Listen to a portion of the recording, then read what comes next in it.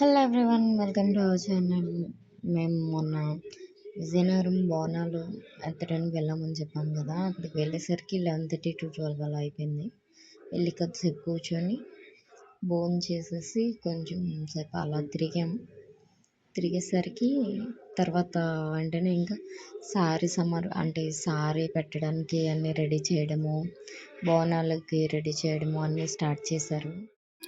అలా సారీ చూడండి ఎంత అంటే ఎక్కువగా అన్ని ఐటమ్స్ ఎక్కువగానే ఉన్నాయి, తక్కువ ఏమీ లేవు. జిలేబీ, అరిసె, గారె కాదు, అన్నీ ఇంకా బోనాలు కూడా ప్రిపేర్ చేస్తున్నారు.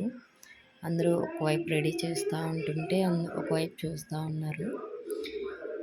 చాలా అంటే చాలా బాగా చేశారు. మొత్తం అన్ని ఐటమ్స్ కూడా ఉన్నాయి.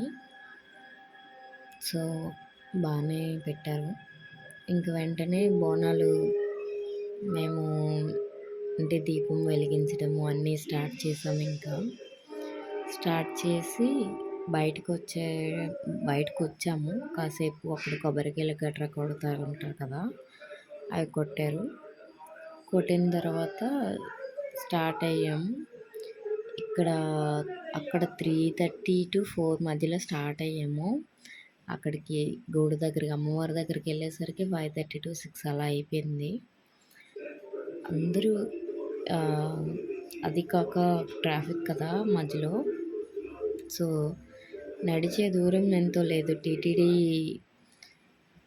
వాళ్ళ కళ్యాణ మండపం ఉంది కదా, అక్కడ ఇవన్నీ ప్రిపేర్ చేస్తారు. కానీ చాలా అంటే చాలా బాగా చేశారు. మధ్యలో కొందరు బోనాలు పడిపోవడం గట్రా జరిగాయి, కానీ అది ఎందువల్ల పడ్డాయి ఏంటి అన్నది ఎవరికి ఏం అర్థం కాలే. సో అలా వెళ్ళి అమ్మవారిని చూడగానే కొంచెం ప్రశాంతంగా అనిపించింది.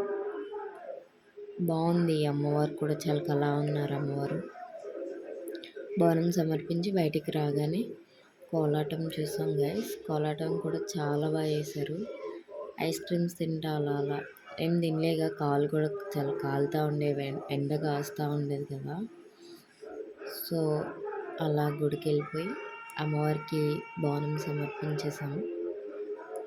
ఇంకా కోలాటం చూసాం, అంతే అయిపోయాయి.